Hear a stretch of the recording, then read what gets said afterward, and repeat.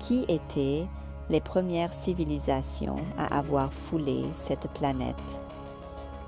Notre histoire est écrite par les vainqueurs, par leur pouvoir et leur influence à travers les âges, mais à un moment donné, les chasseurs primitifs se sont transformés en civilisations intelligentes qui ont créé des monuments, des calendriers et des écrits. Tout cela a évolué jusqu'à aujourd'hui et nous sommes les descendants d'êtres relativement intelligents.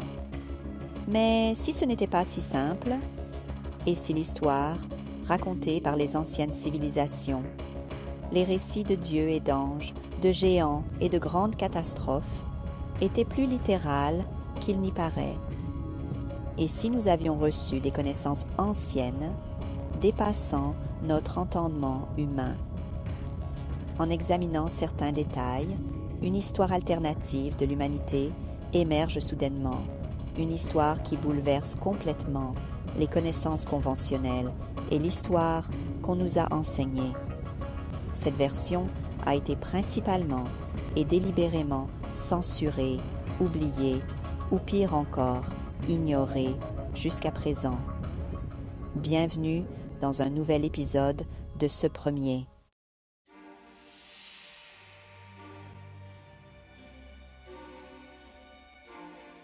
Au début de l'année 1946, dans une région aujourd'hui connue sous le nom de Cisjordanie, un groupe d'adolescents garde ses moutons et ses chèvres près de l'ancien établissement de Qumran. Pour passer le temps, ils lancent des pierres qu'ils trouvent sur le terrain accidenté du désert. Lorsqu'une de ces pierres heurte le flanc sombre d'une grotte, les adolescents sont surpris d'entendre le bruit de la poterie qui se brise. Intrigués, mais quelque peu effrayés, ils décident d'enquêter et découvrent une collection de grands pots en argile. Ignorant la signification de leur découverte, ils viennent de faire une découverte historique d'une immense importance. À l'intérieur des pots se trouvent d'anciens rouleaux qui seront ensuite découverts dans 10 autres grottes, pour un total de près de 900 manuscrits.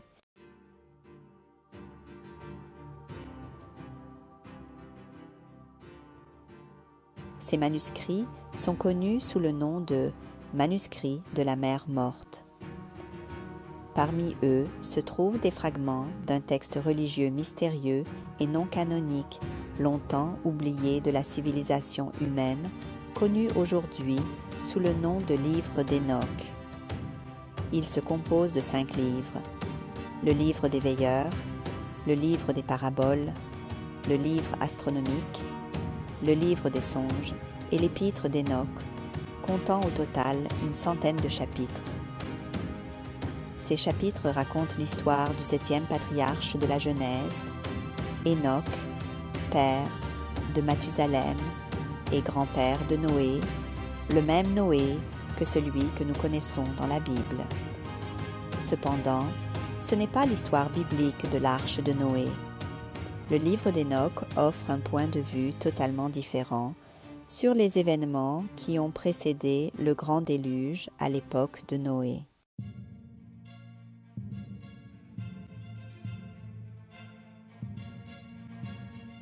Il parle des veilleurs, ces anges venus sur terre pour veiller sur l'humanité, mais qui, avec le temps, ont commencé à entretenir des relations avec les humains, principalement avec les femmes, ce qui a conduit à la naissance d'hybrides, des enfants connus sous le nom de Néphilim, décrits comme des géants et des sauvages qui menaçaient l'humanité. Furieux de ce que les veilleurs avaient fait, les dieux, décrits dans le livre d'Enoch comme des dieux puissants, envoyèrent les veilleurs dans une prison souterraine au plus profond de la terre. Enoch est devenu le médiateur entre les dieux et les veilleurs emprisonnés, ce qui a encore plus irrité Yahvé. Selon la Bible, la conséquence de cette union entre les anges déchus et les mortels fut la création d'êtres mi-anges, mi-humains. Le livre décrit les voyages d'Enoch entre le ciel et la terre dans son rôle de médiateur, comment il vole avec les anges, voyant les rivières, les montagnes et les extrémités de la terre d'en haut. Malgré l'intervention d'Enoch, les dieux décidèrent qu'en raison de l'état dans lequel la planète se trouvait, elle et ses habitants devaient être punis. La punition prit la forme d'un grand déluge qui détruisit les Néphilim et laissa les veilleurs dans leur prison.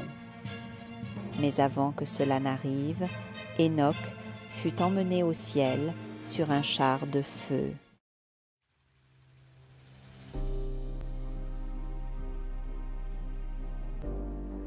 En réalité, il existe de nombreuses histoires de géants dans l'histoire de l'humanité. Le célèbre voyageur et explorateur Marco Polo a écrit sur une race de géants à Zanzibar, si fort qu'il pouvait porter l'équivalent de 4 hommes ordinaires. Les habitants de la ville moderne de Tanger, au Maroc, prétendaient autrefois que le fondateur de leur ville était un géant nommé Anté. Selon le mythe irlandais, la chaussée des géants, située sur la côte nord-est de l'Irlande et composée de 40 000 colonnes de basalte, aurait été construite par le géant irlandais Finn MacCool pour atteindre l'Écosse et combattre un autre géant. Outre les légendes nordiques, la mythologie grecque antique regorge d'histoires de géance. Peut-être que si les géants ont réellement existé, comme le suggèrent les écrits de nombreuses cultures, le livre d'Enoch commence à sembler de moins en moins allégorique. Dans la philosophie occulte moderne, des légendes sur l'Atlantide émergent, affirmant que des scientifiques y auraient élevé des hybrides mi-humains, mi-animaux comme une race d'esclaves. L'histoire de Noé et du déluge dans l'Ancien Testament proviendrait des mythes babyloniens et sumériens. On sait qu'il y a environ 10 000 ans, une catastrophe a transformé l'humanité primitive. À la fin de la dernière période glaciaire, les premiers signes d'agriculture sont apparus au Moyen-Orient, marquant le passage d'un mode de vie nomade de chasseurs-cueilleurs à un mode de vie sédentaire basé sur l'agriculture.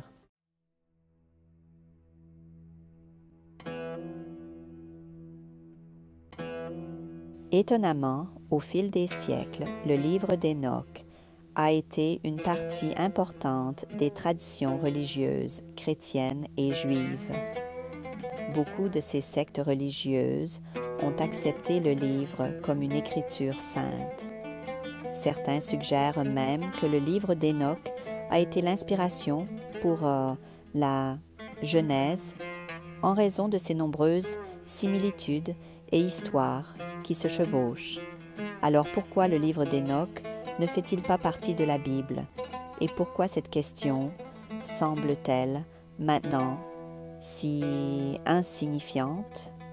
Pour répondre à cette question, il faut remonter au 1er siècle après la mort du Christ, loin des 39 canons de l'Ancien Testament et des 27 du Nouveau Testament, les livres que nous connaissons aujourd'hui comme la Bible. Il existait à l'origine de nombreux évangiles et textes religieux constituant un large éventail de la tradition chrétienne. L'Église chrétienne, en plein essor après la mort de Jésus, a progressivement commencé à choisir quels textes seraient lus et suivis, et lesquels seraient considérés comme inspirés. L'Église avait besoin d'unité, et la création de cette unité exigeait l'établissement d'un canon officiel. Bien que cette histoire ne soit pas tout à fait exacte, elle est vraie dans un certain sens. des membres haut placés de l'Église, ont effectivement choisi ce qui figurerait dans le canon biblique officiel, se sont disputés, ont traité leurs opposants d'hérétiques et ont presque certainement cherché à accroître leur propre pouvoir. Lorsque ce processus a été terminé, le livre d'Hénoch n'a pas été inclus, mais quelque chose d'aussi significatif et puissant que le livre d'Hénoch aurait-il pu être négligé? Ne le connaissait-il pas? Pour trouver des réponses, on peut se tourner vers d'autres évangiles qui ont également été censurés, comme l'évangile de Pierre, découvert en Égypte en 1886, qui raconte l'histoire de Jésus quittant sa tombe et met en scène 2 anges gigantesques et une croix flottante, ou l'évangile de Marie, ce célèbre évangile dans lequel Marie-Madeleine est citée non seulement comme l'une des disciples de Jésus, mais comme sa bien-aimée, peut-être même sa femme. Dans cet évangile, Pierre demande pourquoi lui et les autres disciples devraient écouter Marie, une femme, ce à quoi Matthieu répond « Si le Sauveur l'a jugée digne, qui es-tu pour la rejeter ?» Bien que censuré et oublié par beaucoup, le livre d'Hénoch n'a jamais complètement disparu. Il y a en lui quelque chose de plus profond et de plus incroyable, qui dépasse le connu et l'ordinaire.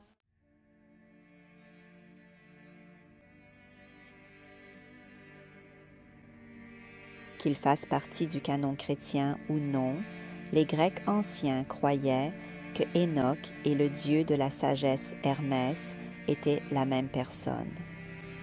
Mais qui était-il vraiment? Dans les légendes juives anciennes, Hénoch est un roi de l'humanité qui a régné pendant exactement 243 ans. Il était rempli de sagesse et le monde entier se tournait vers lui pour obtenir des conseils. Selon les anciens Égyptiens, Hénoch était le constructeur de la grande pyramide, comme l'a écrit le géographe et historien Taqi ad-Din Ahmad dans son ouvrage Itat. Il note qu'Hénoch était connu sous 4 noms différents, Sorite, Hermès, Idris et Hénoch. Pour les Arabes, Idris Panquis signifie sage ou ancêtre, et dans la théologie juive et chrétienne, Hénoch est le 7e des 10 patriarches d'avant le déluge. Hénoch était le père de Mathusalem, qui, selon la Bible, a vécu 969 ans.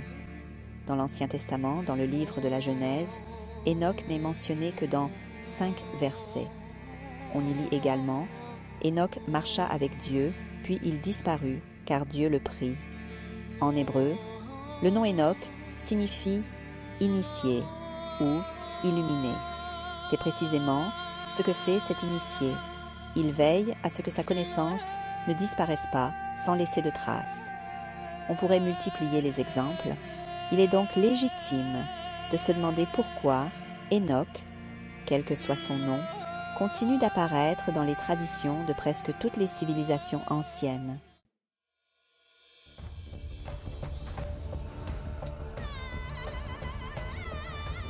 La réponse pourrait bien se trouver plus loin dans le passé que les Grecs, les Égyptiens ou même les Babyloniens, peut-être même à l'époque de l'ancienne Sumer.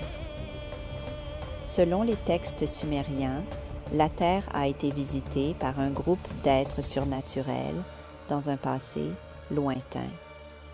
Dans la tradition sumérienne, ces visiteurs sont décrits d'une manière qui rappelle la description des gardiens du livre d'Hénoch. Au lieu de gardiens, les Sumériens appelaient ces êtres Anunnaki, qui signifie littéralement « ceux qui sont descendus du ciel ». Pour les Sumériens, ils étaient des dieux et selon des penseurs modernes comme Zecharia Sitchin et Erich von Däniken, ils étaient d'anciens astronautes venus sur Terre. Il est intéressant de noter que les textes sumériens racontent des histoires d'Anunnaki qui, tout comme les gardiens, ont commencé à se mélanger aux humains, créant une nouvelle race hybride, les Néphilim. Les Anunnaki, tout comme les dieux du livre d'Enoch, furent courroucés par l'état de la terre et provoquèrent un grand déluge. La même histoire, racontée d'une manière légèrement différente. Comme vous vous en souvenez bien, il ne s'agit pas de la forme, mais du fond. C'est peut-être la seule façon de lire les vraies citations de notre réalité. Se pourrait-il que le livre d'Enoch, ainsi que d'autres traditions apparentées, ne fassent que répéter une histoire sumérienne plus ancienne sur les Anunnaki? Ou bien, au fil du temps, la même histoire a-t-elle été façonnée et remodelée jusqu'à l'époque moderne? Non seulement le livre d'Enoch est écrit à la première personne, mais l'auteur affirme à plusieurs reprises sa paternité dans le texte, comme s'il craignait que les futurs interprètes ne soient trop limités pour le comprendre. Le premier jour du premier mois de la 165e année, moi, Enoch, j'étais seul dans ma maison lorsque deux hommes immenses, comme je n'en avais jamais vu sur terre, apparurent.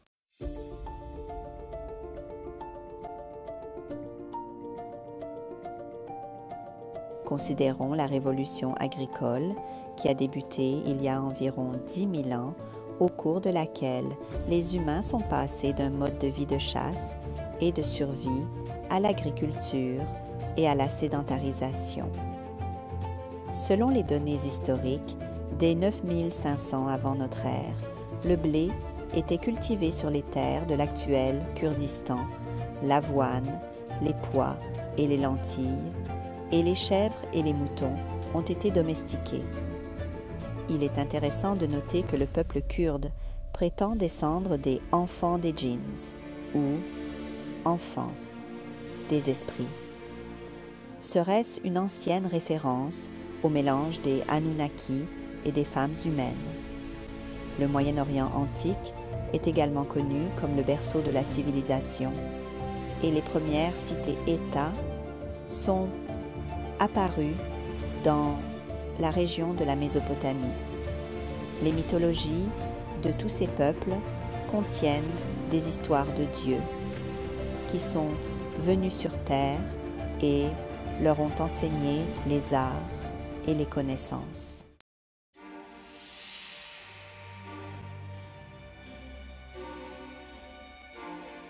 Dans un autre passage du livre d'Enoch, Enoch parle des mystères de la foudre et du tonnerre.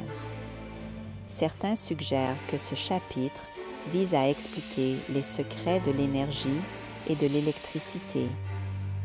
Quand on entend parler d'énergie et d'électricité, on ne peut s'empêcher de penser à Nikola Tesla qui a dit « Si vous voulez trouver les secrets de l'univers, pensez en termes d'énergie, de fréquence et de vibration. » Cela peut sembler absurde ou difficile de croire que des histoires aussi incroyables que celles des veilleurs Anunnaki et des géants Néphilim ont été oubliées et que les Sumériens ont été ignorés ou même délibérément retirés du panthéon des civilisations anciennes.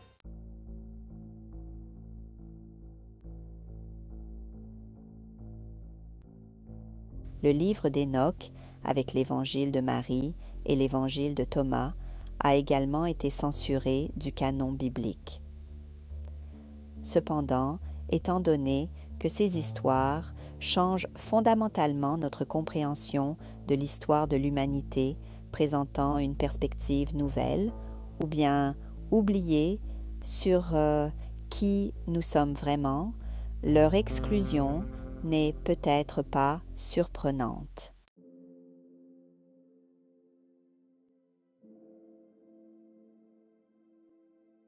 Si l'on observe l'une des histoires les plus célèbres connues de l'humanité, l'histoire d'Adam, Ève et du Jardin d'Éden, et qu'on la lit non pas littéralement ni philosophiquement, mais comme une allégorie. On peut remarquer des parallèles entre l'histoire elle-même, le livre d'Enoch, et d'autres textes anciens. C'est peut-être exactement le but. Peut-être que ceux qui ont écrit l'histoire d'Adam et Ève ne faisaient que raconter les histoires du livre d'Enoch à leur manière, répétant le récit sumérien des Anunnaki, tout comme de nombreuses autres religions et cultures. En intégrant cette partie importante de l'histoire humaine dans leurs propres récits religieux, ces écrits anciens pourraient traverser le temps et nous rappeler qui nous sommes sous une autre forme.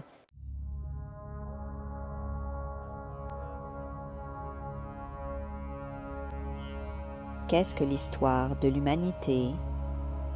Est-ce ce que l'on trouve dans les livres d'histoire officiellement approuvés, ou est-ce quelque chose de plus profond, de plus incroyable, quelque chose d'oublié? Peut-être que les réponses étaient sous nos yeux depuis le début.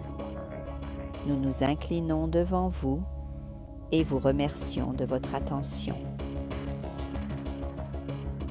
À bientôt pour un prochain épisode.